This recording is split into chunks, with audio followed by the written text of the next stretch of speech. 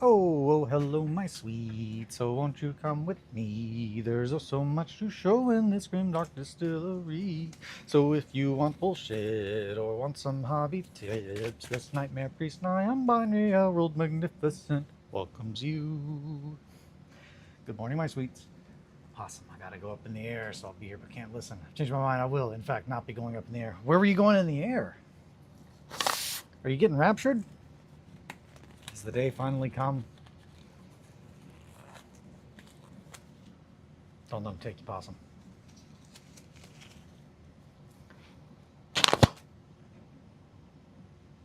In the store. Oh, that makes more sense than what I was saying.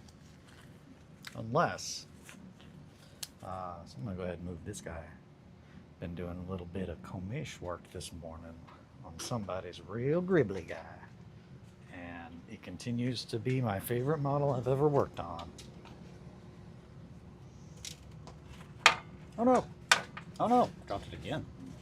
Seriously though, that thing's pretty fucking dense. Gotta tell you, after dropping it a couple times while sculpting yesterday, and then one of the parts flying off, like a little classic, Eli bit where you hold it and you're working on it and it just it flies off in the air. I really thought it was going to be gone forever, and it wasn't. And then not only that, but it wasn't damaged at all. So it's really fucking sturdy. So that's a positive note. So I'm gonna have a little sip. That's too hot. I can't even have a little sip. Shoot. All right. Grief, grief, grief, grief, grief. Grief. It's everybody's favorite boy. He's not the best boy. That's the Paramore.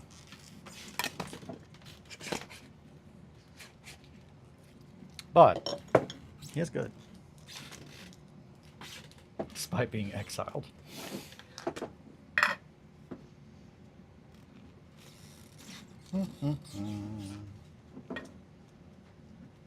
If no one has found the collaboration there of in lore, an exiled godling, and the fact that this is the first one that's just like, that one's not allowed to stay in my house, you are correct.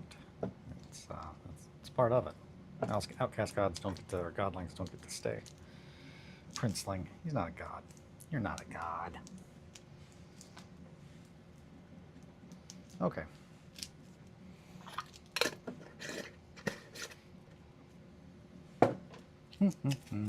Gotta get these gloves nice and wet. Boop-a-doo, boop-a-doo. We're just gonna do a little bit of rolling up some epoxy sculpt. It's a new day, my sweets. We're gonna get nasty. What you waiting for?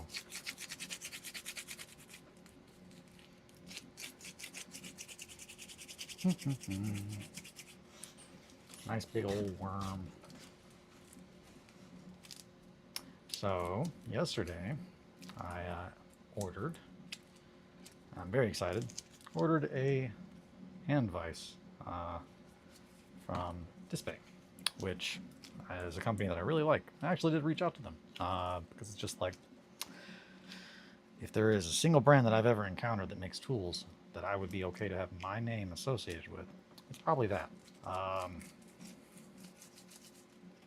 Just really big fan of that stuff. It is quality and not just a name. That's not a sales pitch. That's just, again, good morning. Good morning, Shankly. How are you? Shankly. Good morning, Grief. Hi, Shankly. Beep boop pop. Yeah, so I ordered a vise, and it's really sweet because it not only is like handheld, but you can sit it on the table. So I was looking at a couple, and then I realized, why don't I check the brand that I really like? Yeah, everything that I've got from them, the quality is just stupid good. They, in my opinion, are very much the Ibanez for you guitar people. They are the Ibanez of the hobby world. Where God Hand is clearly the Gibson, i.e., don't fucking give them your money. If you were thinking about it. Not worth it. If you already have, I'm sorry, you're in the boat with me. But after my pair of Godhead nippers broke from basic use, and by basic use I mean they never touched anything outside of a Bandai kit, which has like some of the softest plastic in the world. And one day, like literally, one of the blades just broke off. So instead of going out and spending another $80, I went out and I spent like 30 on another pair of Tamiya's because I've yet to find a pair of nippers. Which company again? The Pro one, not Godhand. Oh, Dispay. DSPIAE. And again, this is not a sales pitch. Full disclosure, I did reach out to them about like sponsorship, but that's just because I love their shit. Like, I don't promote shit that I don't love. And again, so I'm just gonna give you the little sales pitch that I gave my buddy Sam last night after he was like, "Oh, that seems weird for you," and I was like, "Yeah, no, I think you'll understand why we're alike." The other company that's just like, "Yep, I'd put my name on that," is Starrett. Starrett, but that's like a fucking 120 plus year old. Like they are a very renowned precision tool making company. But yeah, again, I'm just going to do the little open the box. So this is the packaging, which packaging means nothing. However, it's very clear when you get this thing in the mail, and it's fucking heavy as shit. The amount of love and work and thought that went into every aspect of the design. It's, you know, magnetized top. And this is a little difficult to get out because it's very, very, very perfectly seated without moving these. Man, and I've got gloves on. Okay. But yeah. And again, like, yeah, I'm not even remotely worried that anything's going to happen to these. These are like pretty sure fucking solid stainless steel. But this is, if you are doing micro, like hyper detailing, any weird tools that you're going to like use for that. Yep. Again, I'll open this one where you can see it. Yep. Stainless steel bending board. These are both sets of tools that you would use for photo etch work, but they make a large line. Yeah, just very clearly wonderful presentation, and the quality is something that is literally not in anything outside or in our hobby. I was gonna say outside of our hobby, like, but it's just, I mean, I think so. You could kill someone with this easy. That is solid fucking stainless steel, and it is perfectly precisioned, like machine. It's just great. I love their shit. And then after looking into it, I was just like, why haven't I hit them up? Because I've already, you know, I've talked to Turbo Dork, who I absolutely love. And now Dispay, they are a foreign company, so they are not the same concept as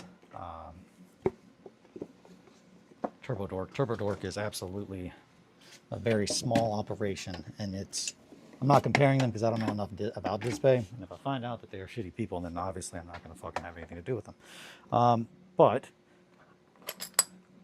I can't imagine that you would put this much love into a product and clearly understand what the people who actually use it, and that's why I say they are the Ibanez.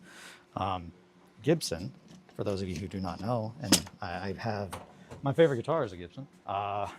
However, that's because at one point in time they gave a shit, and they have not for 20 fucking years, which is why most of their plants are closed. Sometimes you just need to punch up, so I'm just going to do that for a little bit right now.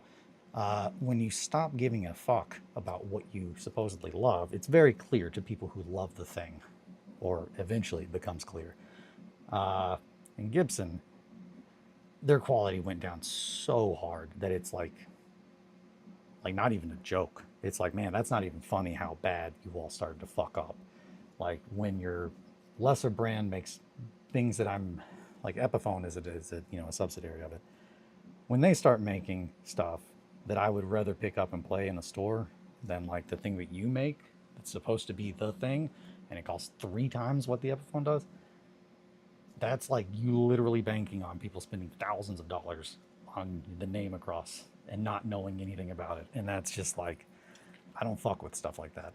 Like I don't, yeah, if it's not a good thing to like help me make, I'm not interested. And if anything, I'm really angry because now you're trying to take advantage of people in my community, and I don't fucking deal with that. I'm very vocal about it. So yeah, Turbo Dork. I fucking love Turbo Dork because I've had a chance to sit down and talk with Greg. As far as like endorsement or anything like that from them, it was not even on the table. I was just wanting to talk to them about the paint that I love, and then we just started talking and talking about the paint, and you know why they make what they make, and that's where I was just like, dude, I would love to represent your stuff in any way because we clearly have the same goals in mind, and that's yeah. I'm not again. Don't want to be a dragon on a pot of gold. Uh, I'm going in the ground like fucking everybody else. So least I can do is be like, hey, don't waste your hard-earned money and your time, which is your most valuable asset, on stuff that is not worth it. So yeah, that's my little rant about that today. Oh boy, I made all this epoxy sculpt, and I was like, we're gonna work on the body today, right? We're gonna work on the body today. I'm not gonna do it. I'm not gonna do it. We're gonna go ahead and just remove this because I don't need to look at it. You're gonna distract me, and I'm gonna want to work on you. So, man, this is a good little spot for my hands. Thanks for thinking that through, Eli. No problem, Eli.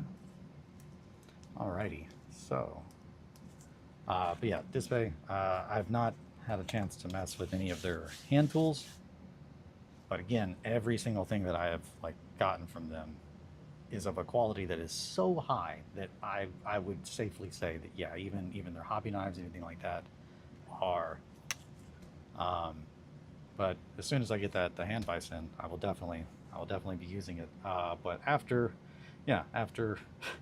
one of the parts that I was working on that I'd spent hours on flew out of my little needle nose pliers yesterday, and I almost lost it. I said, yeah, nope, can't do that. I'm doing commissions now. I literally cannot afford to lose hours of work. So I spent a while looking into hobby vices, and then I was just like, wait a minute, what about that one brand? And then sure enough, they have one that met all of my qualifications, like of what I needed it to do, and was $45. And that's the thing, like after showing my buddy Sam, who does not make models, but he's a consumer, after showing him those packages and asking him how much he thought that they would cost, he said, man, well, initially when you handed me the photo etch bender, I was going to say, looking at the package, looking at how quality the item clearly is, I would have said 150 just because I know it's a specialist tool. And I was like, yeah, that was $65, dude. Like, and he was like, yeah, I didn't want to say 150 because it was too high. So I was going to say 120. And I was like, yeah, no, 65. And like the other one was like $40. And they are the comparisons to what you get from another brand. It might be $20 more than what you spend, but I'm not about that life anymore on certain tools, just because I cannot afford to have them break, and just getting my money's worth. Also, I got some zip kicker yesterday. Shout out to my boys at Hard Knocks. I love you all. You're wonderful. I'm very happy that I don't have to order everything that I need off the internet anymore. For decades, that was literally like, if I needed paint, I gotta order it. Yeah, Dispay is the one, DSPIAE. They had a little booth. They're 100% targeted towards, they are gunpla, like a gunpla kind of company, and they absolutely are overshadowed by God Hand for simply marketing. Like, that's it. Like, I don't think that they have enough people championing them, which is why I'm like, yeah, I mean, you make shit that I love and I can rely on to not mess up and cost me time and money. And then again, the time being the most important thing. Yeah, I wish I had a video of my face when my God Hand nippers broke, because it had to have been just a utter shock and just like rage embodied. I've successfully operated the Nart. Wonderful possum. Soon.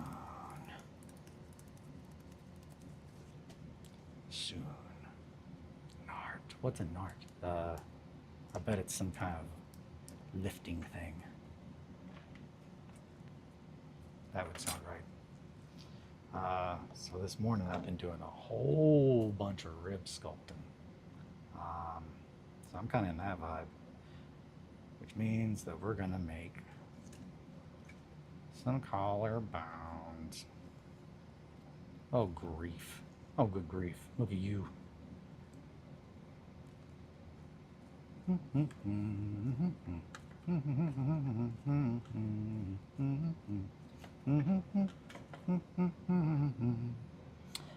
Other positive news. You are correct. It's a lifting thing. Aha! I knew it.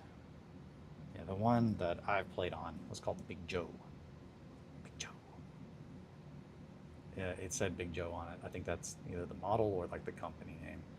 But it's been like a decade, maybe a decade and a half, almost two, since I have played around on a big old lift. And I have firmly used the phrase played around. Just,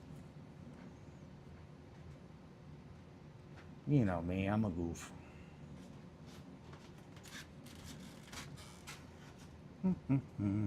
Okay, Eli, get your hands back in the frame. What are you doing? I'm trying to entertain people here. Not show them your elbows. No matter how entertaining they might be. So we have very exciting news, and I'm going to need your all's help. But we have a new member of the family coming. They arrive. It's a mail order kind of situation. Grieblin's mail order partner. We will now have 2 printers. So Grieblin's partner is going to need a name. And I thought of some, and then I was just like, nope, can't go with that one. So Shankly, tried any of the face sculpting shield practice stuff? Mm-hmm.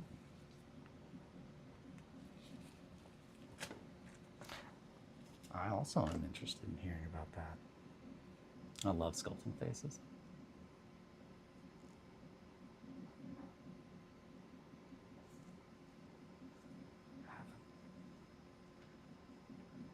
I don't think I've ever tried to sculpt a face on the shield. I always love it though. It's such a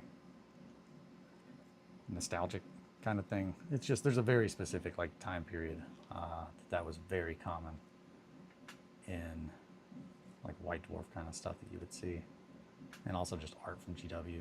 But golden, truly golden age, if I am being honest.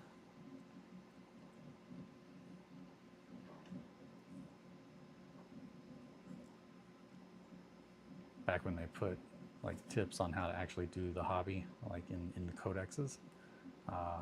It's wild looking back at codexes and being like, here is someone showing you how to green stuff and how to sculpt. And it's just like, they don't even do that in like White Dwarf, I don't think. Just very different. Very different hobby these days. And it was a big push. I've actually been very productive this morning, if you can believe it. Oh my goodness, that's wonderful to hear. Welcome, Atri. She walks with us this day.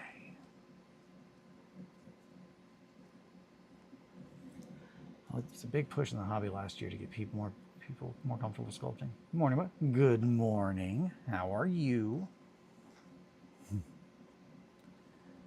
Welcome, my friend. Working on grief, doing some collarbone. And who are you and what have you done with Atri? Tired but good. Yeah, me too, dude. I was about to go to sleep last night. Was not trying to run you out of my house. It was more of a really tired. Just like I don't have any entertainment in me. I'm done to hang. I'm gonna sit on the couch. Try not to fall asleep. I was a sleepy baby. Big old sleepy baby. Still sleepy though. House alarm went off super early because my mom didn't turn it off when she left. Also been way more productive with painting last night, which felt great. That's awesome. Hell yeah. Gotta run. We'll be back soon. Bye, Shankly. See you in a little bit. Oh boy, that's not where a collarbone goes. No, that's not where a collarbone goes. Had to look down and make sure mine wasn't right there. Just a bit of an upward kicks right now. Yippee! Hell yeah! Hell yeah! I'm all about that. Although I was trying to stay in your house overnight without you knowing, but you could tell, so I got out of there. I mean, I'm not upset. I support that kind of chaos. You know this. Hey, thanks for letting me stay the night at your house, and also for the past 2 weeks. What? Oh, sweet Jeebus. You're gonna need some ribs. Thankfully, I know a guy. It's me. I'll give you some.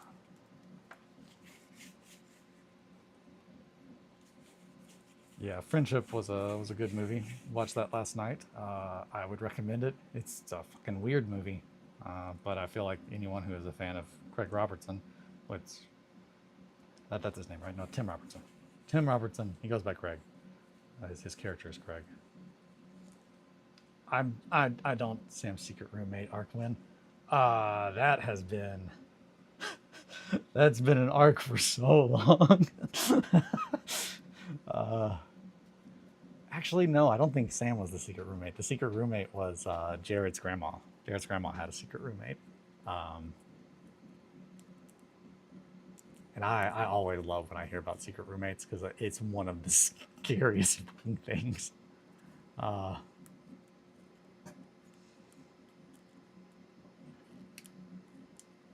Also, I can't stress enough, that's not even remotely like, man, that's not cool. Don't be doing that. Our relationship's a little different. One time I put a clown painting in Sam's house. So it's fine. He's welcome to do that kind of stuff. It's par for the course. Just make sure that I know that it's you. I can't stress that enough. That's the most important thing. Like if you're being spoopy and trying to scare me, the moment you hear me coming, you better be like, it's me, bro.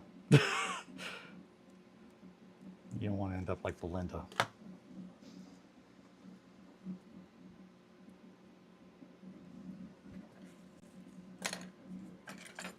Alrighty.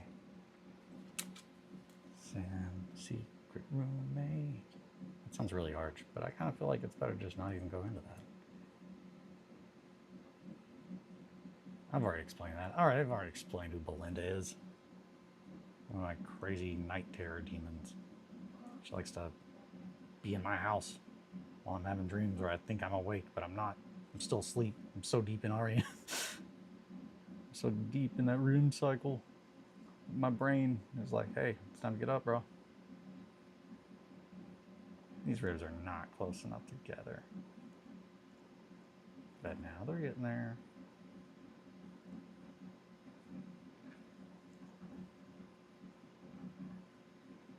I might switch to a different tool here in a minute. But first, wouldn't be much of a secret then. That's true. So that's the thing. If he tells me, hey, it's me. Well, I guess the thing is funny thing is the secret roommate arc is already happening. So that's the way that it's supposed to be. With Kelly working at the courthouse, I get to hear just about all kinds of wild stuff.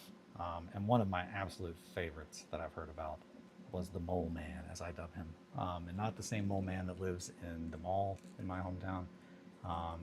The Mole Men. There are multiple.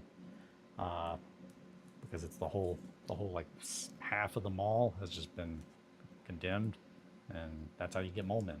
Everybody knows that. You shouldn't have done the Mole Man thing if you didn't want Mole Men. That's all I'm saying. But yeah. So this is horrifying, and it's awful, but I mean, I can't not try to put any kind of spin of humor on it because shit, you gotta cope some way, man. But in our hometown, there's just a guy that was doing a whole bunch of meth, and one day he thought, I know the perfect thing to do. So he just got his sledgehammer and just started burrowing through into the apartments next to his. And he eventually was arrested. But it took a while because after he burrowed through the first apartment, no one lived there. So he just kind of had a large space. He just essentially just made his apartment bigger by adding the one next door with a big hole. Yeah, here, man, here. Like it was in the apartments that like Sean used to live in, which also adds to it of like, man, it would have been fucking wild to hear about that from Sean. He's like, this crazy motherfucker broke into my house, but in the middle of the night, the people that live two houses or two, apartments down from him, wake up to a lot of noise, almost like the sound of someone using a sledgehammer to break through your wall, because that's what they were doing.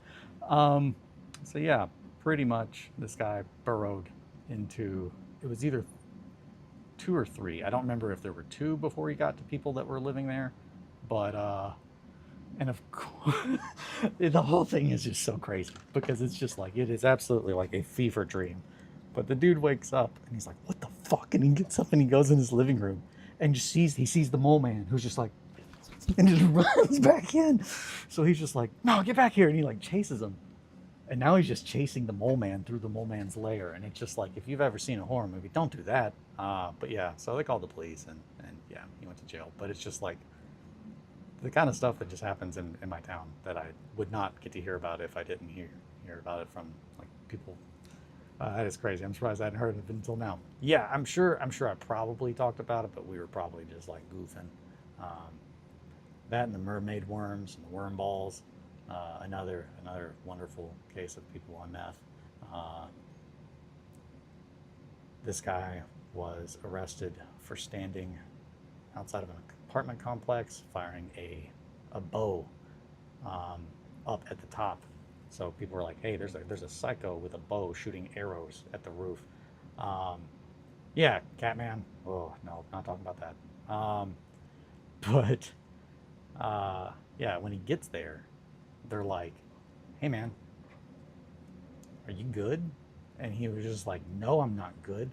This motherfucker on this roof has been throwing mermaid worms and worm balls at me all day." There was no one on the roof. He was just really, really messed up on meth and trying to shoot some kind of trickster goblin, I suppose, character that he was imagining that threw quote unquote mermaid worms and worm balls. Like big balls of worms is what I'm assuming. And a mermaid worm, I would assume, is some kind of like aquatic worm. I don't know. It's nuts. Yeah, the kind of stuff that like you can't make that up. Like that, it's just that is fun. I'm glad nobody got hurt. I hope he's doing better. Don't do meth, and that's pretty much it. Don't do drugs. Stay in school. Operation Space Jam was a government conspiracy. Don't be sheeple. All right, that's my tangent. I'm just yapping. You guys know this. Oh no. Ribs, ribs, ribs, ribs, ribs, ribs, ribs, ribs. Preach. Don't do meth. I don't know if I like his stance. I'm very pro telling people not to do meth.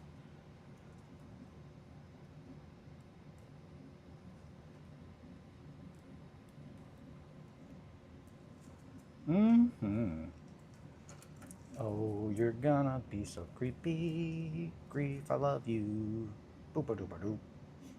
Beep, beep. Yes, yes, yes.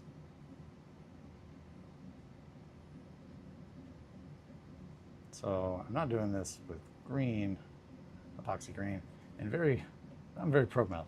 It's gonna be a good podcast. I don't know. I don't know if we need someone who's. Do we need? I don't know. I mean, takes all kinds. You do you, boo.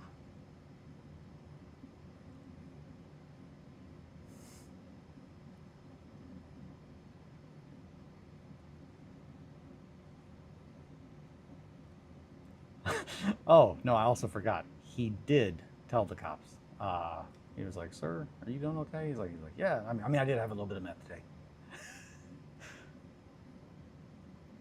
And I do like also that whenever it's mentioned, it's very nonchalant. Just like, yeah, I mean, I did do that, but I don't think that has anything to do with it. I don't see any kind of connection.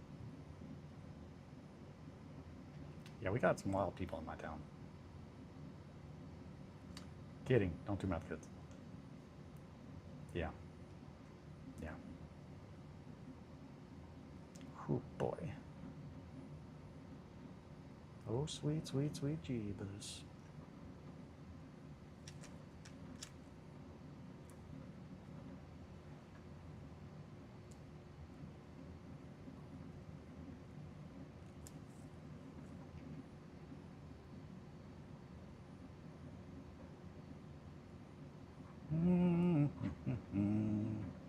Yeah, so, yeah, we got to pick a name for Grieblin's domestic partner. His mail order husband or bride. Their mail order husband or bride. Sorry, Grieblin.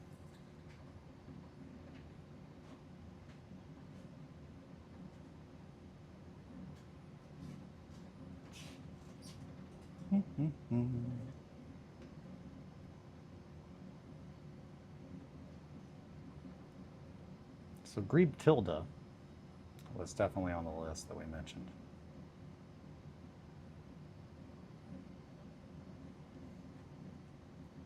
Grieb Tilda.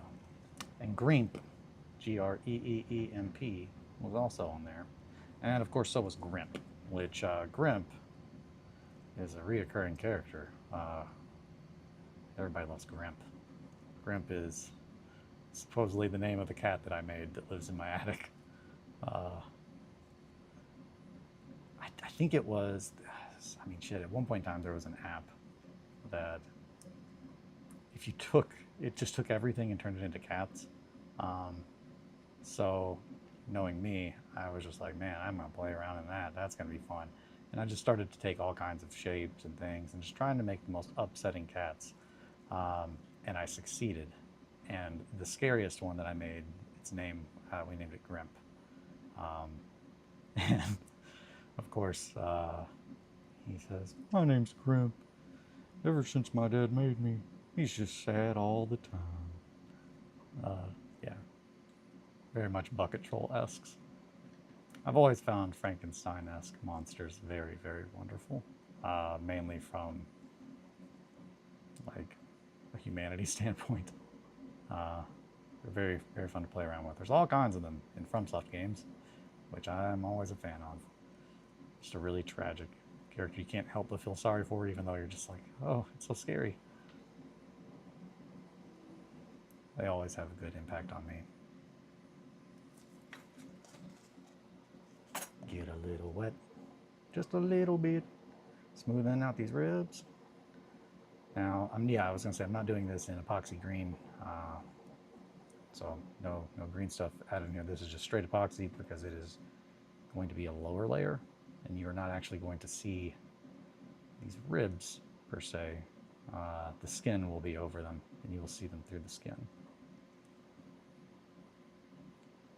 Which, this will be where I show how I do skin for big Gribblies. It's very fun. It involves paper. Specifically, shipping paper. Packing paper, if you will. Yeah. Those are looking good. Oh, grief. You jokester. Grief, grief, grief, grief, grief. Yeah, I posted frustration, or I cross-posted frustration. Yeah, the lava monster that you can pull down the lava waterfall in Dark Souls is real gross, but real sad. That, yeah, dude, like I love a game that makes me think. Like if I can understand, I've actually been, my opinions have changed upon like understanding more of a character before, because of like, oh shit, wait, that was what they were trying to intend, like, and then it just, I don't know, changing how you expect stories to be told to you, outside of like what the norm is for you, is often very, very good. Hotline Miami is one of those for me. I was very not a big fan of it, And then when I read an interview about the game and what they were trying to kind of convey and get behind, um, I was pretty sold. Uh, but with that, no spoilers, but a lot of it is a commentary on gaming and violence in media and consumption. And the whole time through that game, essentially you're answering the phone and going and committing atrocities. And it's essentially their commentary on it's just like, did you ever stop to think why you're doing that? You just were just playing the game. It's just like, I don't know. It's kind of horrifying to really think about, like how jaded you can become quickly to things. Um, so I'm always excited for someone to offer a little bit of different take. Definitely, those games made me look at visual aesthetics of living things differently. The Muppets in movies like Labyrinth helped with that as well. Dude, fuck, what? Have you seen Ultros? I'm assuming, I know Possum has. I'm hoping, I'm assuming, based on aesthetic wise, it's so Ultros is the same guy. Oh, it's the same guy. Our art, like the artist that they pretty much used for Hotline Miami. It's a game like I don't know if he's like the producer, the whatever director, but it's clearly it's a game using his entire art style, but it is this super Giger-esque, like biomechanical monstrosity kind of game, and your health and your weapons and everything is like very. It's like if Scorn was made by that guy, and was a 2D like side scroller. Yeah, very unnerving. The super bright colors. I don't know. It's very good. Very 80s cyberpunk, cyber horror.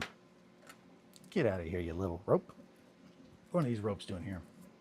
Never heard of it. Oh man, LOL Scorn. People hate on Scorn. I don't know why. I think it's great. But then again, I am the art. I am the target audience of games like Scorn. So it's like, yeah. A lot of people are like, I really don't like that. It's really horrifying. And it's like, you don't do much. You just kind of walk around and look at all this scary shit. And I'm just like, what about that do you not like? If you could just, I still don't understand. I don't understand where the issue is. There's a lot of scary stuff. Everything's alive. Everything is upsetting. Every function that you have to do is some horrible thing because everything's alive again. Cannot stress enough. That game is absolutely my jam, and very much in the same kind of vein as, like the kind of game concepts that I've been working on. Which I am still working on. We haven't talked about that in a long time, but that is on the back burner while I get the distillery up and running fully. Which, I mean, we're pretty much there. Just gotta do some commissions for a little bit, and then, which I'm gonna still be doing after. After it's just I gotta do a little bit of stuff, get a little bit of income coming in, and then I can start making videos, which we've got the 1490 Doom Castle, the module and printing. Someone posted something on Reddit about, hey, how many pieces should you have to this thing? What would you recommend? And I'm absolutely going to be able to answer that in a couple of hours. So I will post that there. But that also is a question that I was wondering. I was like, how many pieces do I need to print? So I don't know. I'm just doing a whole bunch, and then I'll tell you how much you need to take to build the castle and the pictures. And then I'll probably build a whole bunch of other kind of castles. They're very modular, and I like that a lot. I absolutely love open lock. Oh yeah, dude, I love Scorn. It's so good. I need to beat it, but it's a weird game. Like it's not a game for everyone, period. Like, but those are often the kinds of games that I love the most. I mean, FromSoft is my favorite game company, and their entire, like, what they make is, it's just like, yeah, our games are not for everybody. There's a very specific, it's like you cannot change the difficulty, which I cannot stress how heartbroken I would be if they ever changed that. Because that is a true part of the game, in my opinion. And that's why it's just like I don't ever like to cheese or do anything. Like I like to make sure I can beat it on my own, because that's, you do not get the sense of accomplishment without a struggle. Um, and I kind of think that in all things. But then again, I'm a bit of a masochist, so what do I know? I'm just Gary Busey. Ooh, boy, I love those ribs. You're looking good. Give me just 1 second. Hey, Creeplin. What you doing, girl? What you up to? 34 minutes? 34 minutes on a Greenland clock. Tick-tock battle clock.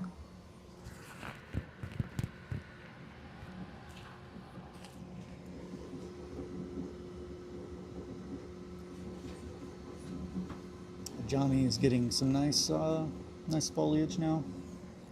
I think she is recovered.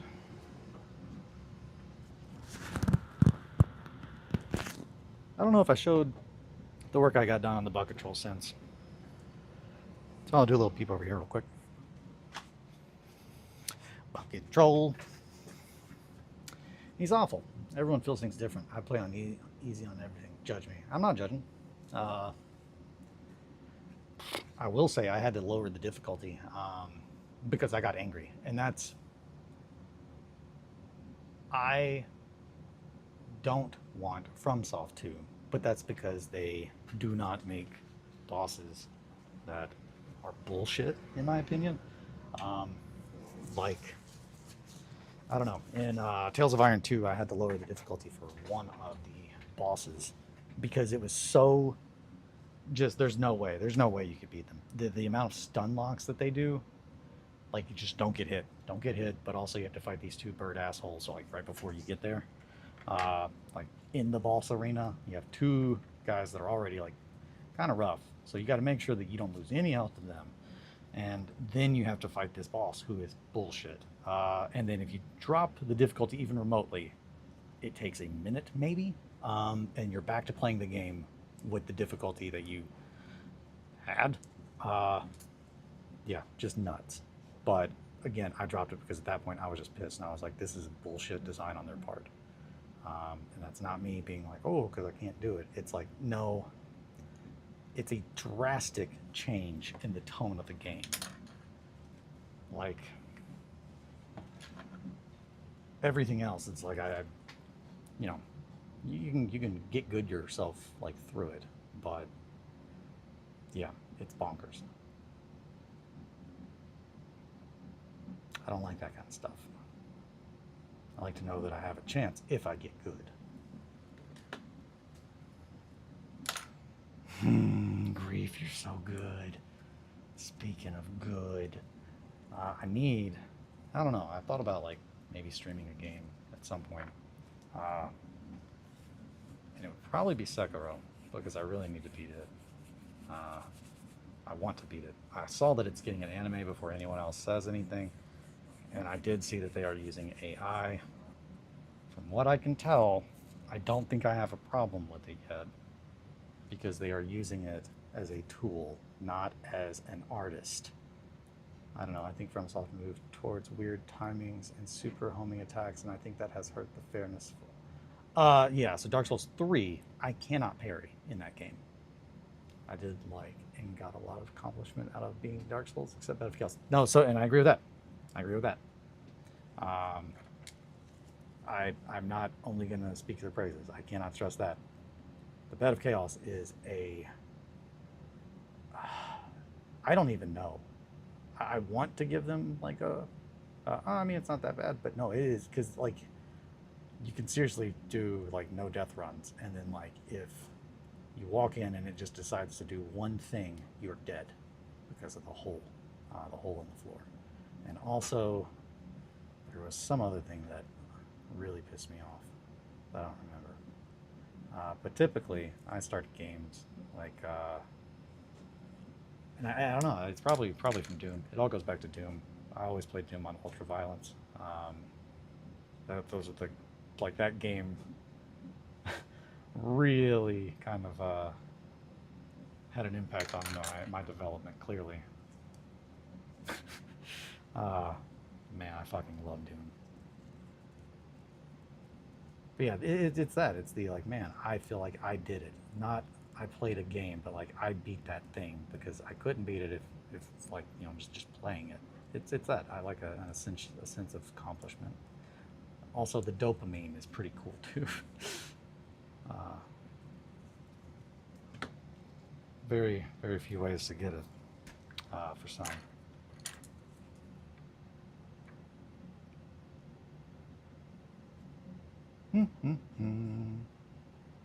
All right, there you go. You got ribs on one side. You look so fancy.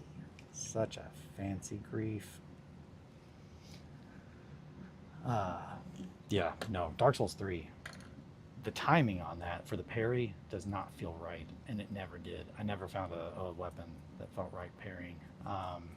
So I pretty much didn't parry the whole game, which sucks because parrying is one of my favorite parts of FromSoft games, which is why I am absolutely the target audience of like Sekiro, where it's just like, yeah, you got to get good, or you just won't even be able to play this game, and it's just like the sense of accomplishment when you like lock down parrying dudes that are like ting ting ting ting ting is just so fucking rad. But yeah, I'm all about that. Another game that was really fun and that just made me think of was Ghost of Tsushima. Different, very different, but I really enjoyed that game. And thinking about swords and samurai swords specifically, I was just like, fuck yeah, Tsushima. Me and on my weeb shit, playing a game called Vintage Story. It's kind of a Minecraft mod, but really completely different. You should look at the enemies in this thing. Cursed. Hell yeah. Oh, yeah, that sounds like my jam. I also need to be dark, but I have so many games in my backlog. Like, my model backlog is absurd. My game backlog is gross. Just like, I don't even want to talk about it. I don't even want to talk about it. I'm just so, oh my gosh, I'm so over it. So another one on that backlog, Stray. Who boy, I gotta tell you, there was a very key point when Kelly and I were playing that game. We're just like, I don't know if this is the kind of game I wanted. I think there might be a sad part. And it involves a kitty, so I definitely don't know if I can handle that. Can't be having that. Not in this house. People, that's fine.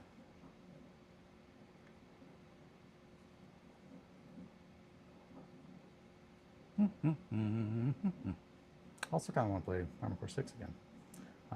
Flames of Orion got me really pumped about Armored Core 6. Armored Core 6 got me really pumped about Armored Core 6. Well, I'll also say that. I was waiting for a super dope Armored Core game for so long, and I never thought we'd get one. Which is why when it's just like, oh, Bloodborne 2 or Bloodborne Remake, it's just like I wanna believe, but I don't want to ever get my hopes up. That's how you end up like walking up to people and being like, hey, are you doing Nazi shit? You can't let your trust, get broken. Because then you become like kind of a little bit of a psycho.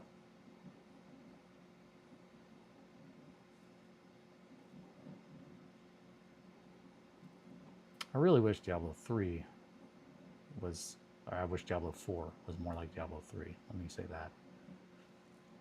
Once again, going to suggest Fear and Hunger 2. Oh, I'm in. I'll have to look that up as well. Fear and Hunger 2 and Vintage Story. I'll write those down. Beep beep. Where the hell is my pencil? Where's my goddamn Bible? There it is. 26 minutes on Agreeable. Coming at you live from Greeblin's house. Vintage Story and let me see what the other one was.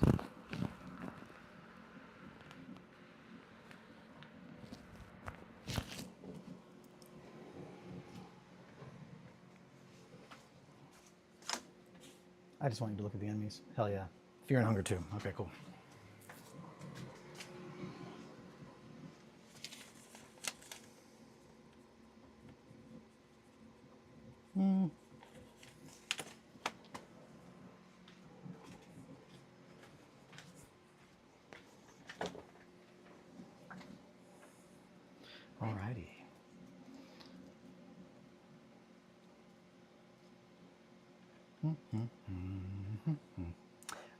Yesterday we were talking about anime, and there is definitely a nod to one of my favorite animes in the model that I am making for Possum. So I'm wondering if he can guess which one it is. We will see. I think you'll probably get it. We haven't talked about this one, but it's another one of my absolute favorites. It's the first one I ever watched all the way through. I don't think I've ever disclosed which one that is, but...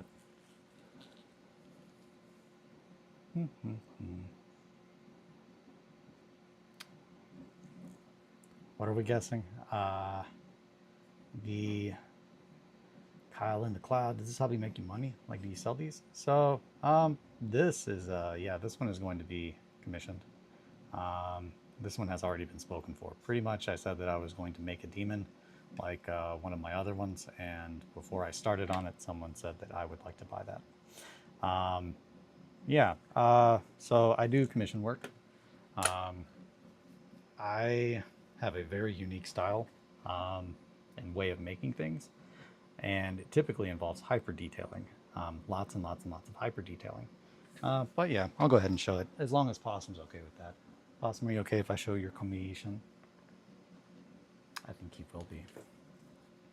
I don't want to show the finished one until it's finished, but we're having a little guessing game. Of course. Okay, cool, fun. I'm so excited about it. This is my favorite model I've ever fucking built. I can't stress enough. It's some of my fucking best. So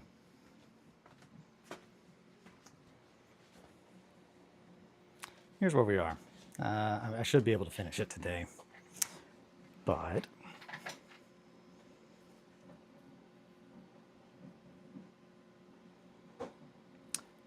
we don't have the robes on there yet, but that is where we're at so far. And then this arm goes in here. I had to take it off to sculpt the arm and to sculpt the hand around the fingers that I made. And this one has to be connected. But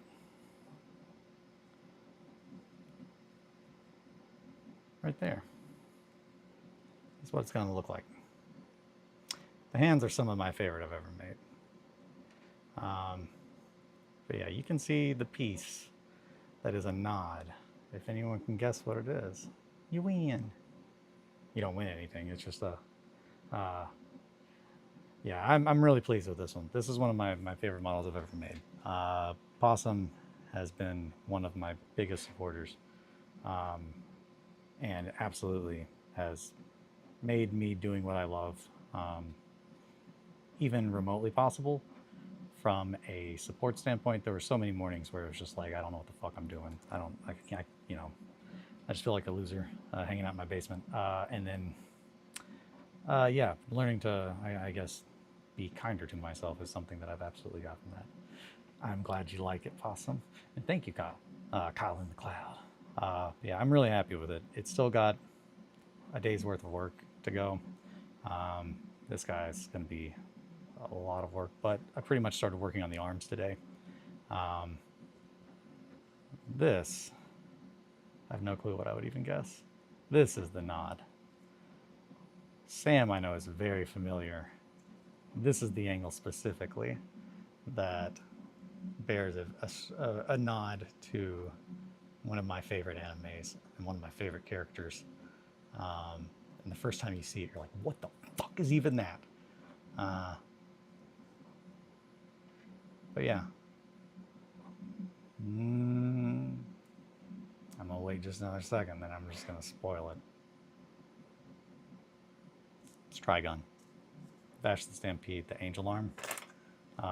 That's always been one of my absolute favorite biomechanical monstrosity surprises that I did not even remotely expect coming. And when his arm turns into the fucking angel arm, I love that anime. Knives is such a good character, such a good villain. I love Vash as well. But yeah, I'm I'm excited. I'm really excited to work on this. This has been one of the funnest things. Having someone, oh shit, that makes so much more sense.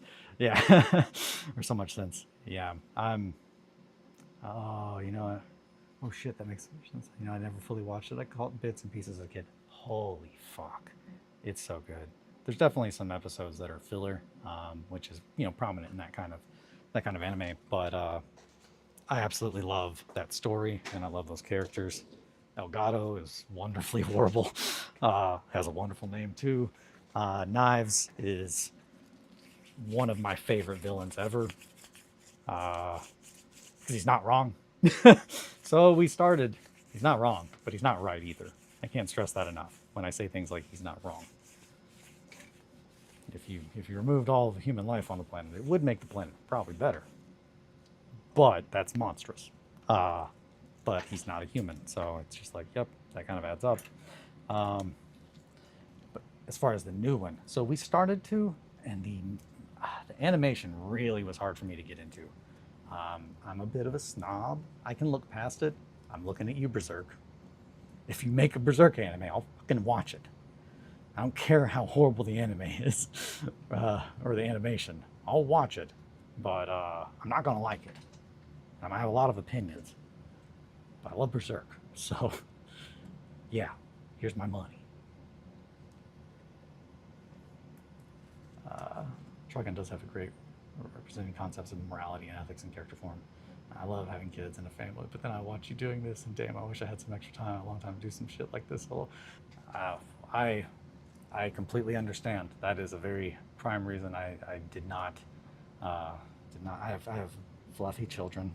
I have 3 wonderful little fluffy children. But yeah, no, I recently started trying to make the distillery my source of income, which pretty much is going to be doing commissions. But also, I mean, the main part of doing the Grimdark Distillery is I want to make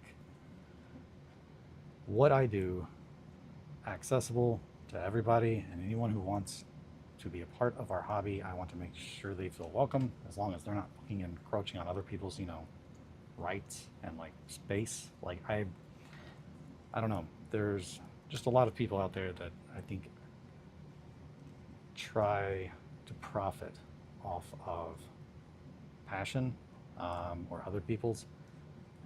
And I cannot stress enough, that is not even remotely what I'm trying to do. I don't plan on having kids. I don't. I have literally no need for more money than I can use. Like, I've spent 15 years in corporate America, and the last job that I had, I seriously made more money than I needed, and I was so unhappy. I cannot stress. Like, I was a shell of a human being. I had to be a shell to just go to work, because it literally took what I loved, which was just complex, very intense problem solving for real world applications. I love that. It's one of the few things that gives me dopamine.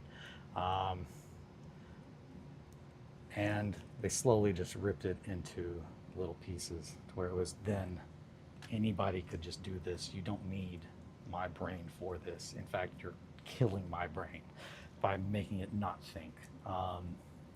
And eventually I said, you know what, I think I want to be the change that I want to see. So I want to be someone that can show people how to play the games that they are interested in, and how to make the things that they're interested in, and try to do a little bit of good. After making my demons for the November event last year, that was a big part of, not to give my backstory, like Legato is just straight up evil. Yeah, Legato is just straight up evil. Period. He is a monster. Knives is not a Legato. Knives did make that guy though. Like, horrifying. Knives is also a fucking monster, but I'm not saying I relate even remotely with Knives. Don't misinterpret that. Your ribs got a little bit off center, huh, buddy? We gotta fix that. All these ribs. Give me them ribs, boy. But yeah, no, that's the goal.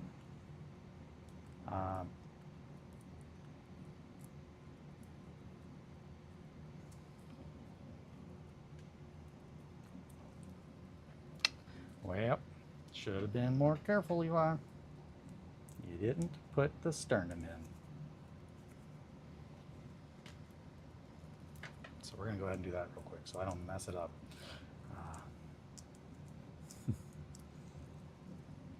Yeah, extra alone time. So, pro tip, as far as what to do on that before I started doing just this, I would wake up an extra hour and no, 2 hours. I would get up at 6. So essentially, if I had to go to work at 8, I would get up at 6, and I would come downstairs and I would hobby alone at 6 a.m. And that is when I first started doing the morning hobby hangs. I was still doing that. They often were starting around like 6:40, 6:20 that time, because cannot stress enough how utterly asleep I am at that time. That's the problem. Those ribs don't go where I need them to. There we go. But yeah, pretty much I just had to make the time if I wanted to do the thing. So I just got really used to getting up really early in the morning and doing it. I have a lot of energy in the morning though. A lot of people don't, but that's not my choice. So yeah, pretty much I would wake up really early and then sculpt or work on whatever I wanted to get done. But there was a good chunk of a couple of years when I was just trying to get good at sculpting, where I would just wake up every single morning and sculpt for 2 hours every day. And I did that for a couple of years. And also I listened to pretty much the same 2 albums every day, back to back. It was just like my sculpting time. And I learned a lot in that time and had fun too. It's just, again, it's what I love. But it's such a key part of who I am, making awful things, little monsters, that, yeah, I don't know. It was so much of an escape for the longest time. And then, also I was very private with it. I did not share my work because it was a thing that was just for me. I didn't want anyone to be able to take away. But as I got happier, I cannot stress so much of that is the community. That you gotta watch that hand. Yeah, the community.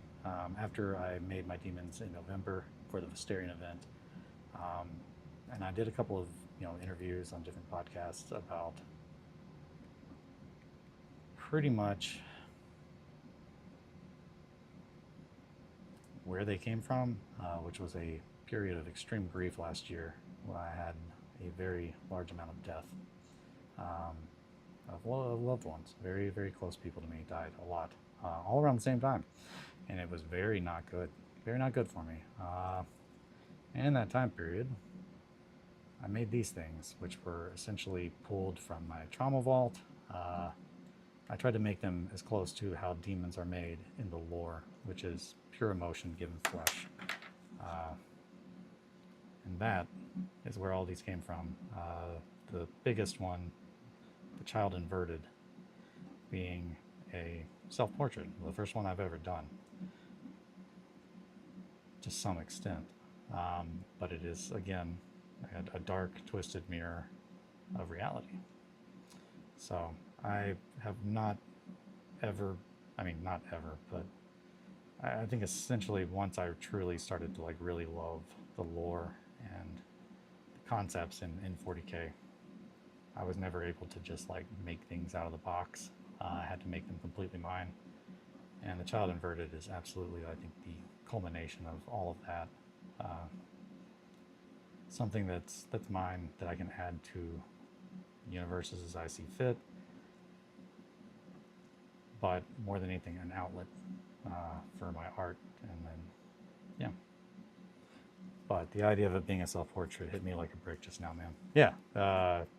If you look at it, you will find more and more and more similarities if you think about it, which is a horrifying concept. I'm very aware.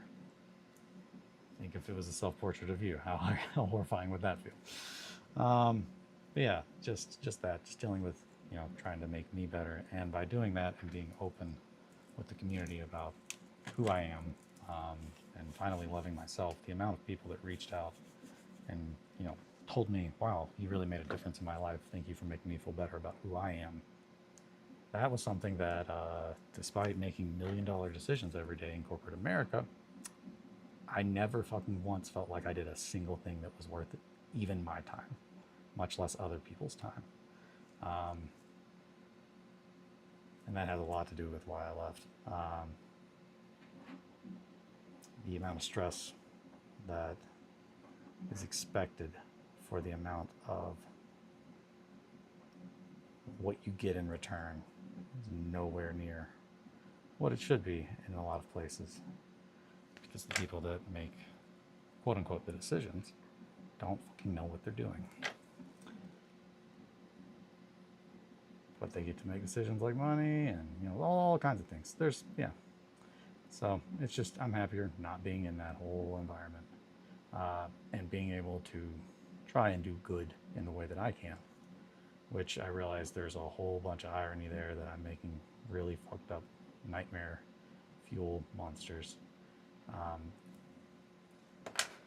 which in itself is part of that is what I love so much about horror. Horror has always been, in media at least, typically social commentary. Horror movies, I'm specifically talking about. Most of the great ones are drawing attention to something.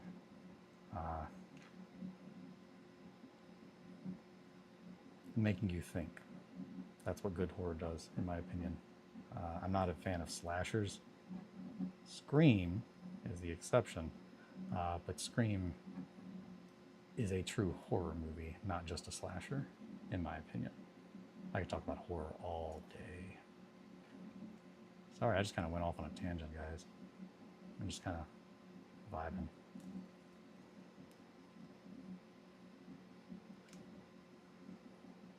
Yeah, and inverted. In the case of child, the child inverted is not like an upside down child. It's when you draw a tarot card. When you draw a card being inverted greatly changes the meaning and the interpretation that it's supposed to carry. And a child being inverted, it's inverted before it was ever born, is a concept that I enjoyed.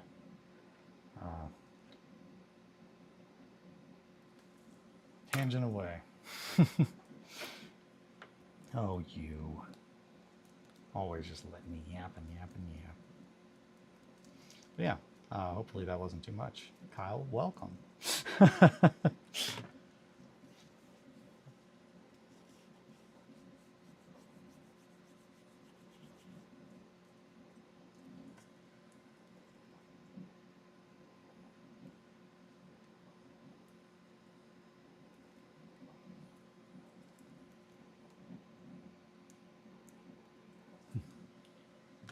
Also, hopefully none of that was taken as like, oh man, kids, huh? No, like I don't want them, but I mean, I support everybody doing what they want to do.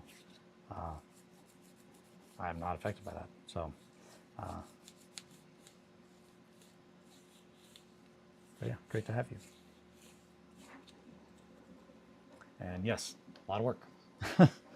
They require all kinds of things. I have my 3 little fluffy monster children require so much work, and I am aware that it is not even a fraction as much as a human.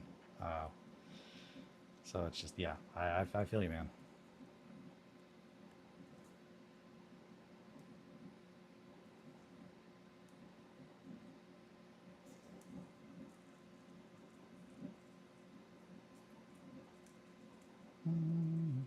As a Christian, used to be very dark and morbid. I'm conflicted here, but I do love seeing how cool these look. Well, it is good to have you here. All are welcome.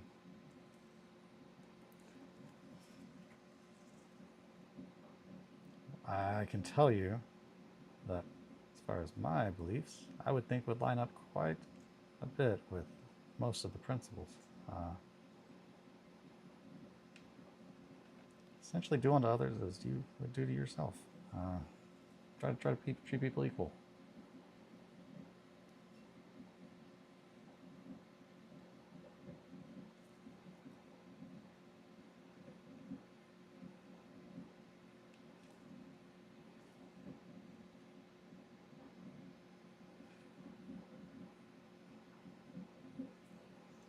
Yeah, like that's one of my closest friends and like confidants is very religious, and it's always I love discussing philosophy with him because he is one of the few people that I've had the pleasure to meet that where I live is very it's a very religious place. Uh, and the amount of hypocrisy that just shaped so many of my opinions of the world that were around me growing up uh, have done so much to make me think the way that I do. And it is an absolute breath of fresh air to like know somebody that literally does the things that like Jesus was like, hey, you should do these things.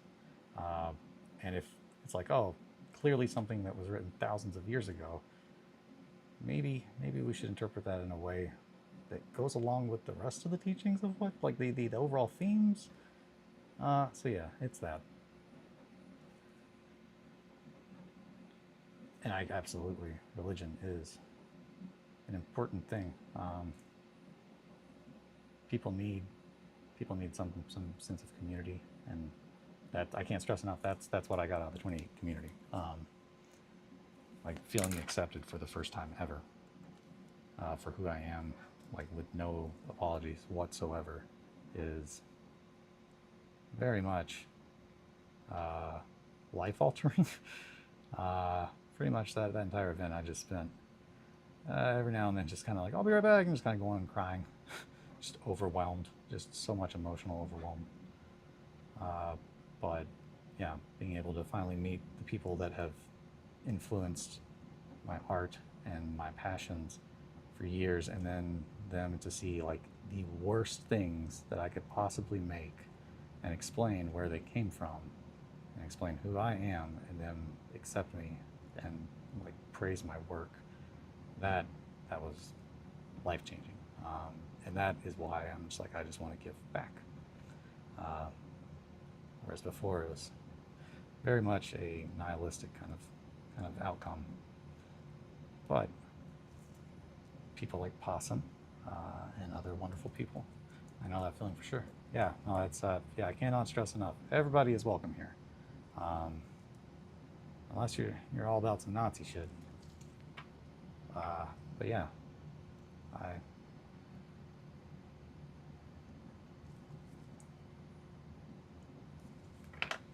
Mm-hmm. Oh boy, man! I made this little like be right back screen to go to the bathroom, and it's just like we're on like day 3 of me just being like, I got one, but I don't want to go. I don't want to pee. Alrighty.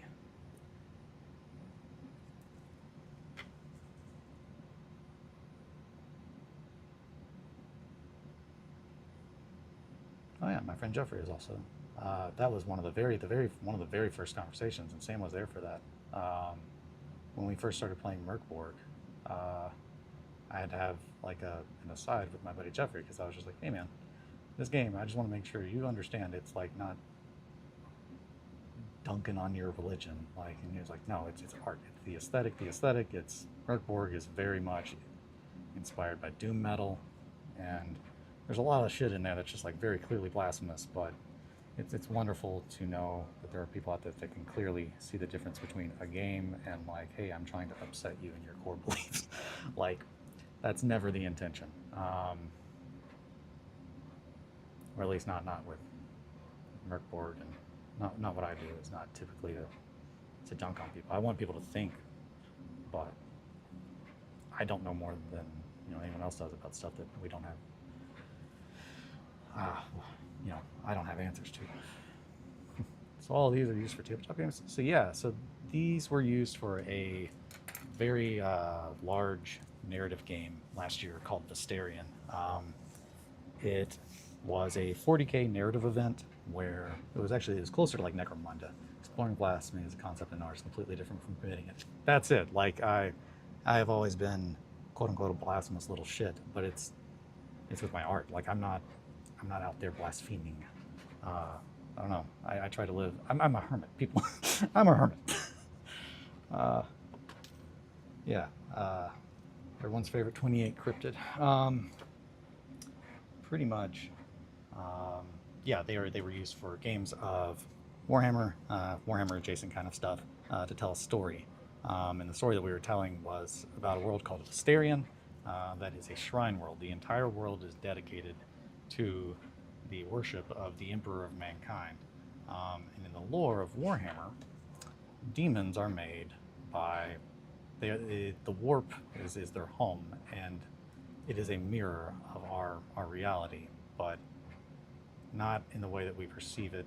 Like you're like, oh, a mirror. Everything is a dark reflection. What you do in this world impacts the other, and pretty much an entire world that is worshiping the emperor and constantly fighting with themselves over who is right and who is wrong about their different variations of interpretation of the imperial creed. We played around that a lot. Everybody, pretty much the groups that they brought were individual little cults that like all were vying to try and gain more followers. However, what they did not know is that this entire world constantly fighting about things like that was giving birth to a parasite.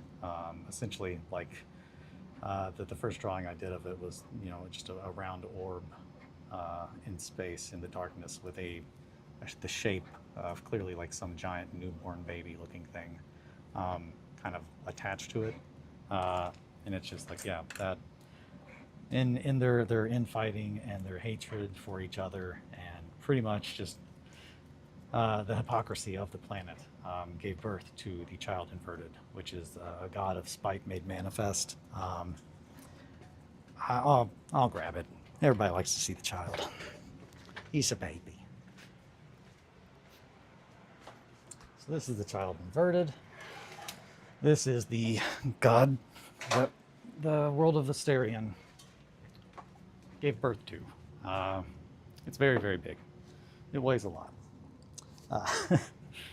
So, yeah, it's one of my favorites. A lot of people really liked it. I worked on all of these demons for that game in secret for months during a period of extreme grief. It was very therapeutic and shamanistic in the extreme, but making those and explaining the thoughts and the ideas and the concepts behind them, so many people reached out to me and felt seen by them, which was something I did not even remotely expect, because again, I was just speaking my truth out of like I don't even care anymore. Like yeah, freaky but sick. Thank you. Yeah, it's I love making this kind of stuff. I always have. I've always loved dark stuff, but Greeplin's done printing. But yeah, this is the first one that I've made since. And this is Grief. This is a demon that has been in my head since then, but I have not been able to sit down and work on. But we're pretty much in like the 1 year anniversary of everything, so it's just like I felt like I should deal with that.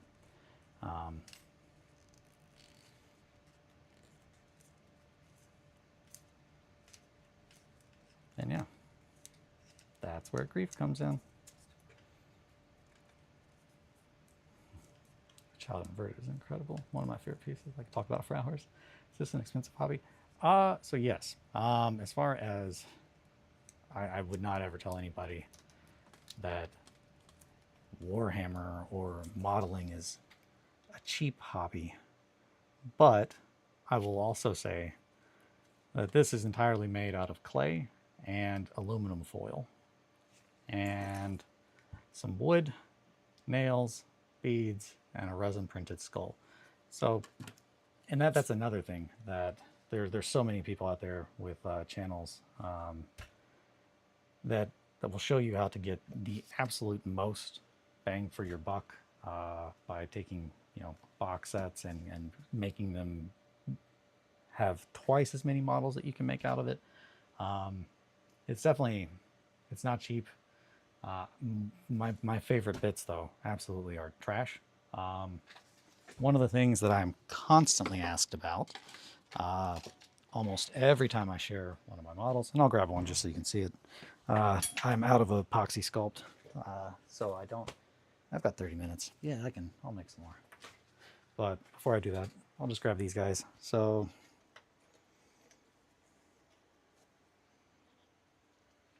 here is Sam's 1490 Doom Company. So one of the things that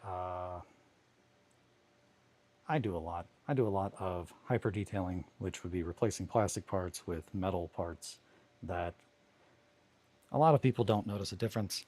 But again, I really like to go that extra mile to make my characters look and feel like real things. Oh no, you're good. So like this pipe on here, like I added the concept of the pipe. There wasn't one on here. There's a couple other models though that they have a pipe modeled onto them.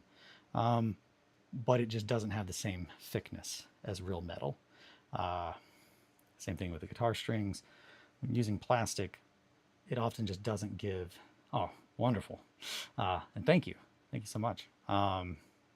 Yeah, the things that I typically use to hyper detail are trash.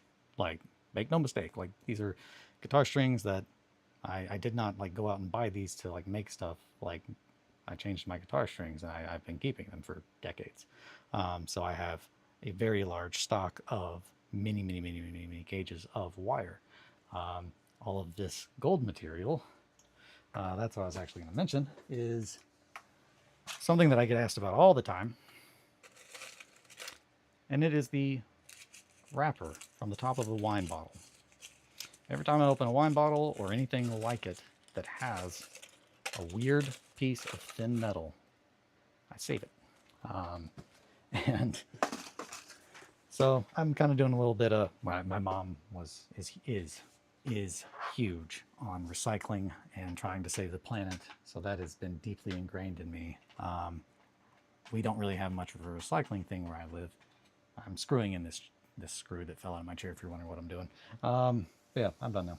So yeah, instead of, you know, recycling it, I keep it and I reuse it. I make a lot of stuff out of trash. Oh, this is great. I always hated buying miniature to paint that. Yeah, that would just warp like a pool noodle, and exactly, that's it. So for that, and this is a whole nother tangent, but I'll go on that. Let me see if I can find him. He's over here. So the very first sword that I ever made, and it did draw blood, my blood. I cut myself quite a few times making it.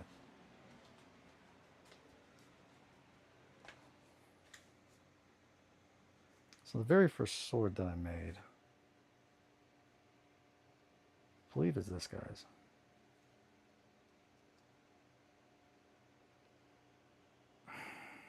I can't tell. I might have taken it. I think I took it. Well, shit, I don't know. No, that's 3D printed. Nope. Yeah, I don't know. I have no idea where it is. There's too many models here that I've done insane things with. It's probably, if I had to guess, on one of my Emperor's Children, but the very first sword that I made was made from brass sheet, where is it? I use brass sheet a lot, and I also use it for armor. I think someone asked me that about these two. But it's the same brass as this and these shoulder pads, which again, the material is not cheap, it's time. My materials are not the expensive part, it's all the labor and having to know how to do the things. But taking a piece of brass, here it is. So I don't remember how much this was, but it's just a sheet of brass. And essentially, I just snip wherever I need to. And then I will, if for like a sword, I would take that and then I would use diamond files and file it down. And that is how you get a sword that has heft to it, because brass is harder to bend. But you gotta do a lot of like fitting it in there, so that kind of stuff. It's just exchanging ease of making it for long-term stability and realism, and that's the goal. That's absolutely my goal, is realism. I did it again. I need to set like a coffee alarm, like drink the coffee alarm. Like, that's what I need to do. I'm gonna push these guys back here. Everybody knows that Sam's favorite Doom Warrior is the Doom Hunter. He thinks it's the coolest. That's a joke. I'm not gonna, if he's not here to, I'm not sure if he's watching or not. He might be working. But yeah, I showed him the new units that were added to 1490 Doom with like the update to the rulebook, and one of them is the Beekeeper, which is my favorite. Oh boy. I never watch hobby channels at all, but this seems interesting, and you seem like a good guy. That's Trevor. Wonderful. Well, thank you, Kyle. I appreciate that. I do think that I have a very different kind of approach than a lot of people, but I think both mentally and physically, like what I do. And again, if you go back and watch any of the other ones, anytime you hear the phrase, it's not a cult, it's not a cult. I often get on tangents of a little bit of philosophy and trying to, hey, this is something that has helped me. And my wife watches a lot of true crime. So I made the mistake of saying it's not a cult. And then, of course, Possum and Eric and a few others, of course, decided for a couple days that every time they would start the stream up, they would say, it's a cult, it's a cult. It's not. It's not. Please don't. I can't afford to be burned like a witch. I have so much left to do. But yeah, I really, I don't know. I think a lot of people need someone who cares about them in the hobby and not just their money. That's really, at the end of the day, that's kind of who I want to be for people. Because I have finally felt like I found people in this community that made me feel that way, where I was seen and loved for who I am, and the things that I hid for so long about myself are championed by people that I respect on levels that it's just mind shattering. So I just really want to try to do anything I can to return that kindness. You get in what you put out, I think. I'm a lot happier now, I can say that. So much happier. So I just really want to try to help anyone out the way I can. And this is the strange way that I feel like I'm able to do so. Oh no, I am so zoomed in. Okay, there we go. There we go. Yeah. So I guess I am gonna go pee. I've got to pee. You're here to defend myself. It's just so boring. I am gonna go pee. I will be right back. Boo-doo-doo, doo-doo-doo.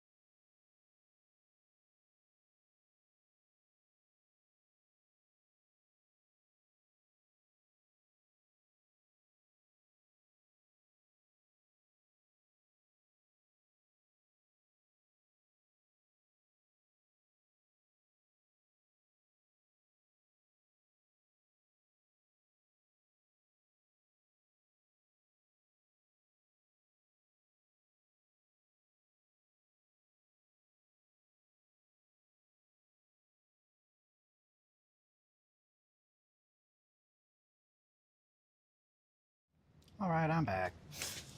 Also, Sam, you can't lie to me. I know you love Doom Hunter.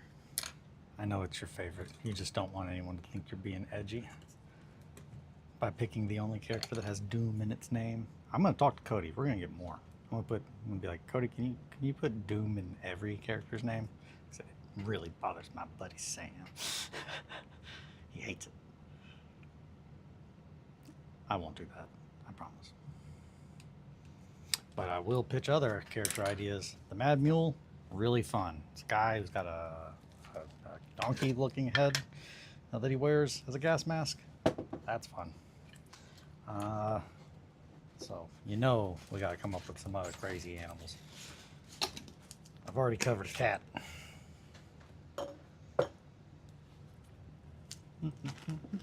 It's probably your fault or even the creator's fault. I think the Doom Hunter sucks so bad. I read about the Beekeeper and then the Blacksmith, which are amazing, and then the Doom Hunter, a sniper. I can't stress, yeah. Having the Beekeeper is not the last, like, oh, by the way, there's also a Beekeeper. But not everybody's as silly as we are, so I understand. I understand being like, why would I want a beekeeper? It's just like, so you can cover people in bees. Why are you asking crazy questions? Next question. Okay, Grief, we gotta get that out there. I don't know why I put that back on. You're so distracting. I just want to work on your face. Hi, Marco. Hi, Princess. Hello. She is with us this day. Ooh, she's making biscuits on the floor. Just coming over for your morning scream.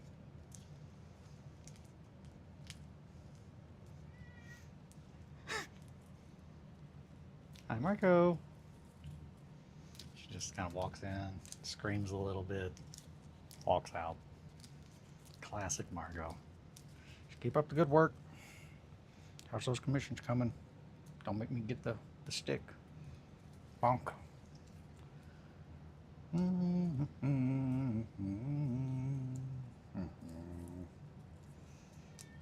Margot.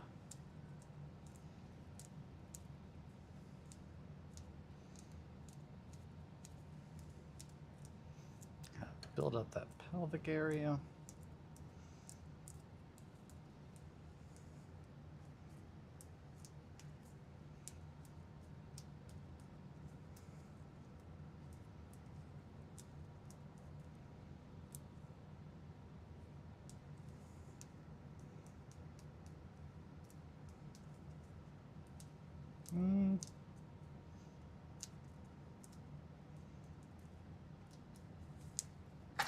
What's a pelvis look like?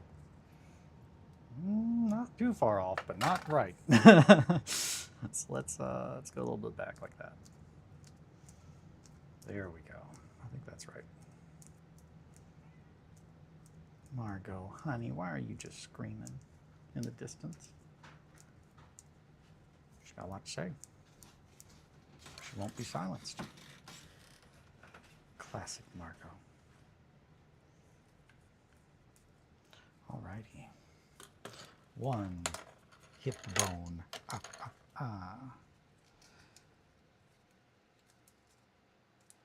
Need you a BRB tune. I do. I'm sorry.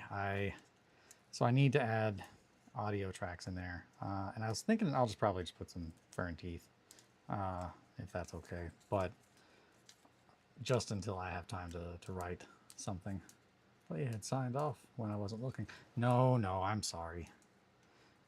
Yeah, I need to. If anything, I can just add an audio input into that scene, which I have done a couple times. It's not that I haven't thought about it, but OBS was just like I don't want to save that, so I was like, okay, fine, I'll deal with that tomorrow. And then tomorrow came, and here we are. But yeah, no, I don't want to do that. Also, especially because it's like around the time that I went. It was just like, oh, did he quit early? Fur and Teeth acoustic tracks. Oh, we don't have any acoustic tracks recorded. I don't know. So we did, someone wanted us to play an acoustic show at some point, and we started to do it, but being a two-piece, switching to acoustic is kind of weird. Mainly because, so Fern Teeth, because we were a two-piece, everything is written with one guitar in mind. So everything is pretty much very mid-range, lots of mids. And then the bass, the low end, was achieved through just playing through two very intense tube amps. I miss my Mesa, but there's literally no reason I should have it.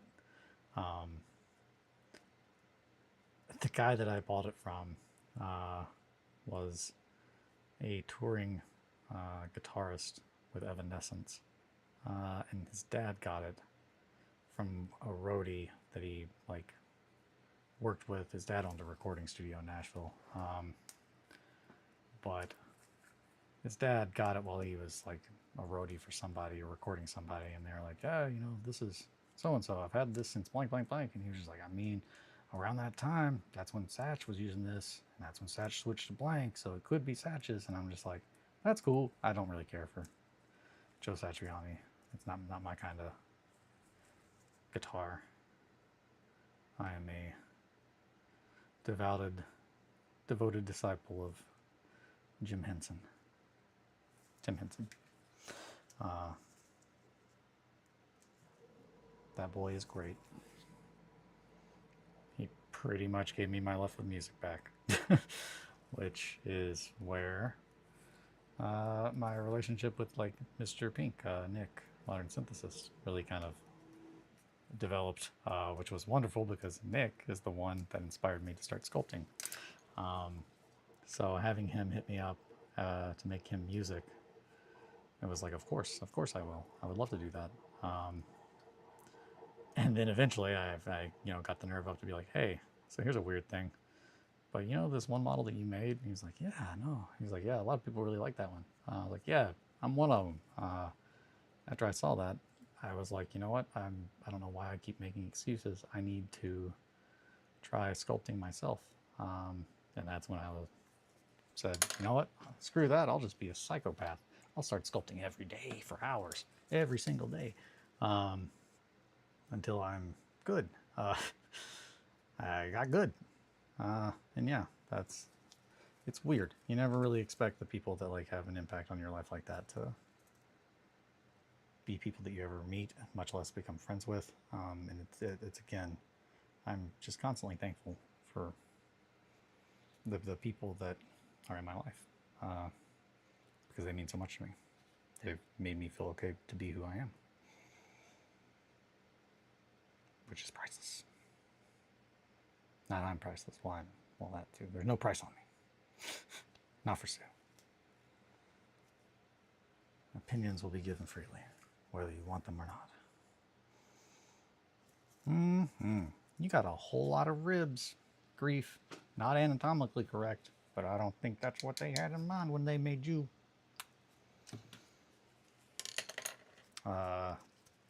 Another shout out to RedWetSkeleton. I'm really needing you to go out and find more animals, man, that are endangered, because I'm almost out of episodes, and I cannot stress the amount of hope that the stuff that he makes gives me, and it's much needed. I think a lot of people could probably use some like eye bleach or soul bleach,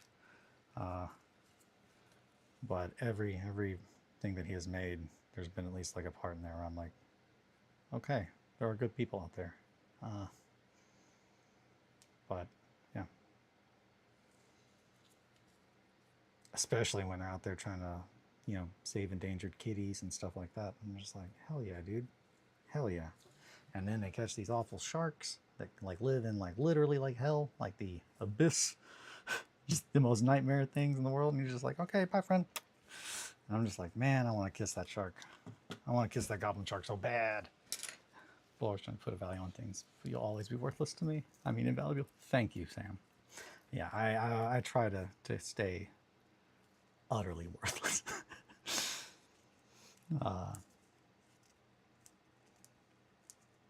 Oh, good grief.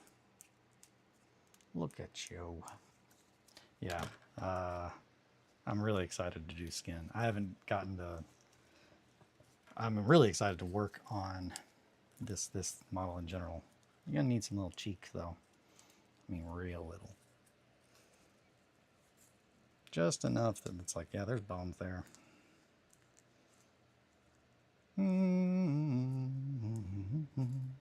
Also, again, I cannot stress enough. I might have to come up with something like, yep, you get something, you win a prize. If anyone can figure out what the hell that is, it's stuck in my head and has been for decades. That's the hold music that goes off in my head whenever I'm just doing the thing. I really feel like it has to do with some like 90s cartoon. And was there like a cartoon about like some little gnome person that lived in a tree, like a little old man gnome and like a little old lady gnome, and they rode in on like a falcon in the intro? That sounds right, but I don't know. You know, it just seems like I'm making that up. So you got janky old wizard eyes. It's just crazy, crazy, crazy in your face all the time.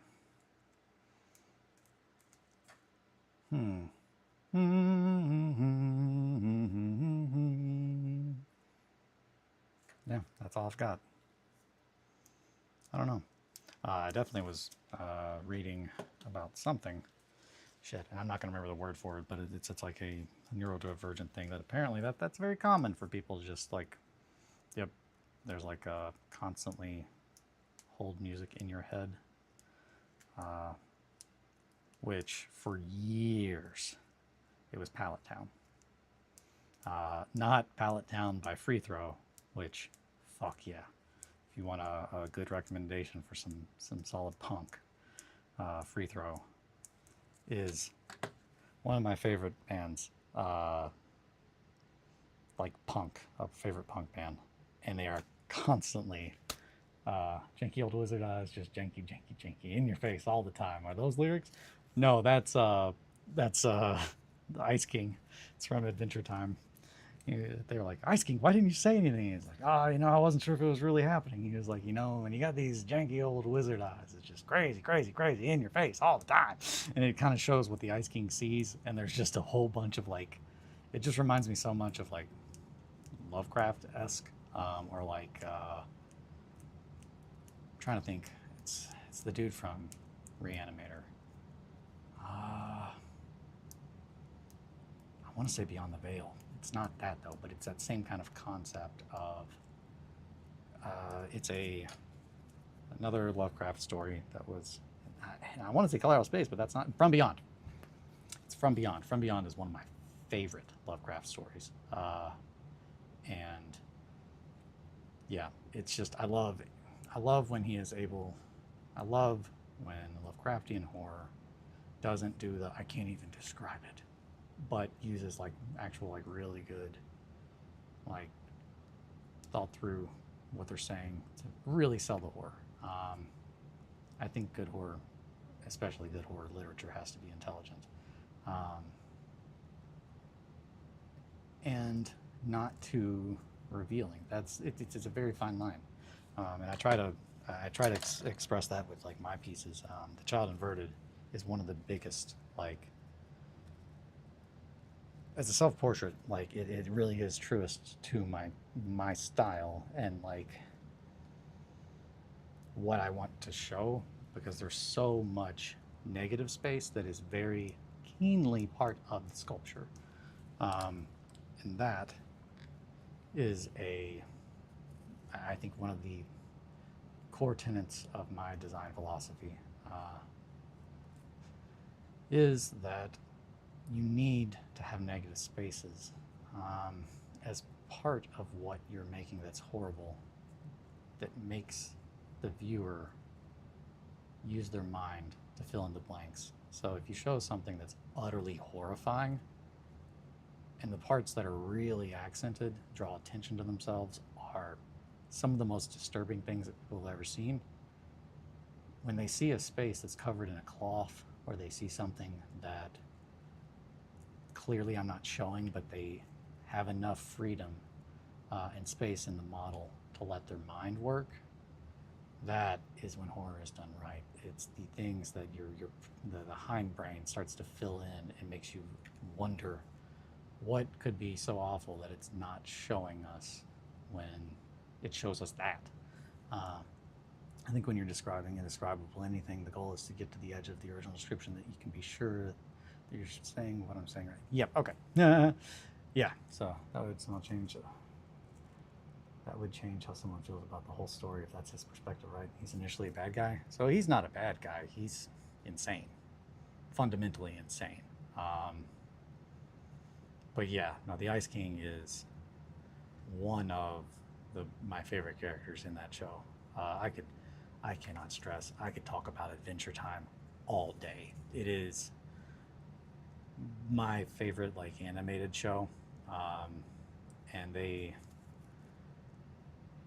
handle a lot of things very, very well. And I think that one of the biggest impacts is that the character Finn, especially, is someone that a lot of people grew with, which is truly a beautiful kind of concept for art, I think. Having a character that over time grows so you can see them develop into a person.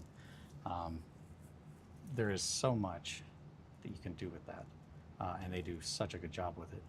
But there's also just so much representation of so many other people, and types of people in that it's just, I can't not watch it and not be empathetic at a lot of points because clearly there was intent put into things. Anywho, yeah, the Ice King. The Ice King is like one of the saddest characters ever. Like he is absolutely a bucket troll. Um, while the reader, so yeah, while the reader washer is also growing. That is intense. Yeah, no, that's what I mean. It's absolutely like I love to consume art that I can tell is a work of love, and that is really whenever I am down on my work or anything like that. I try not to work when I'm upset. Um, Whereas before, I often thought that, trauma, those kinds of things, they help write, and they do. But I try to do things now with the utmost intention because I think from a artist standpoint, it's like my responsibility to be aware of what I'm putting out. So anything that you see, it's like nothing is, if there's a metaphor that you're seeing in something, I've probably thought about it. Or it's at least partially intended, and you're probably getting it somewhat right because I spend so much time working on the why. And that, I'm not trying to toot my own horn, but I think that is the biggest difference between my work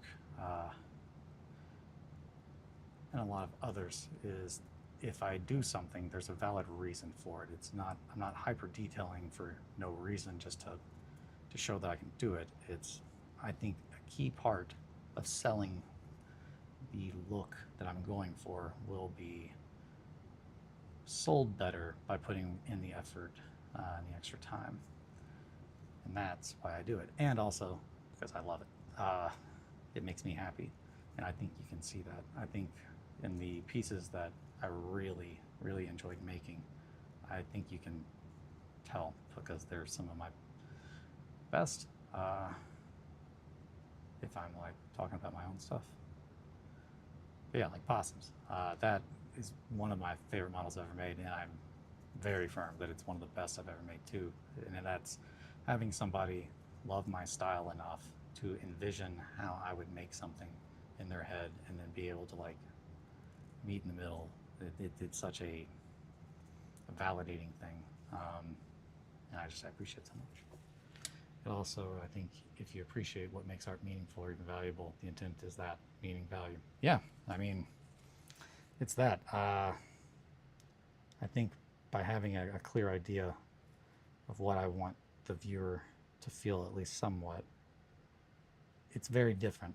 And I think a lot of people hear my statements about sculptors from big companies and stuff like that.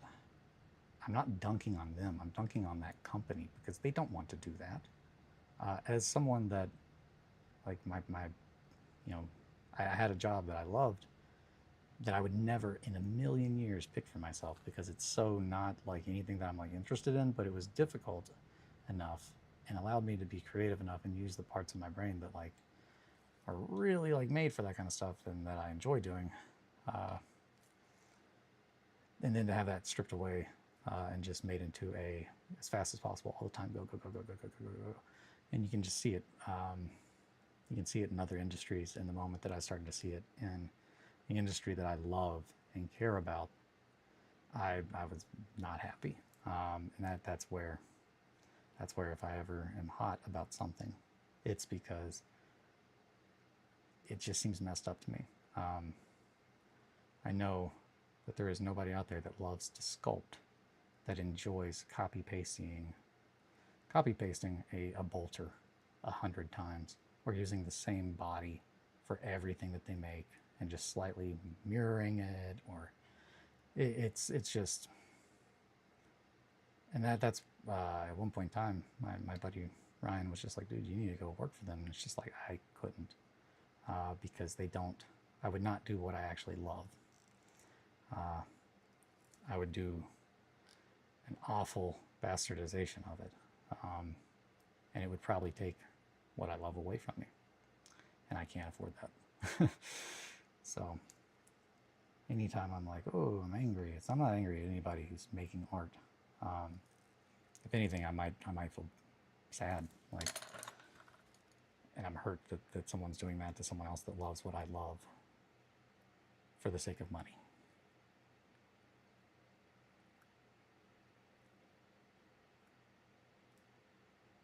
Again, not trying to be preachy. I'm just, those are my thoughts, and it all just goes back to I want to put out good in my strange, odd way.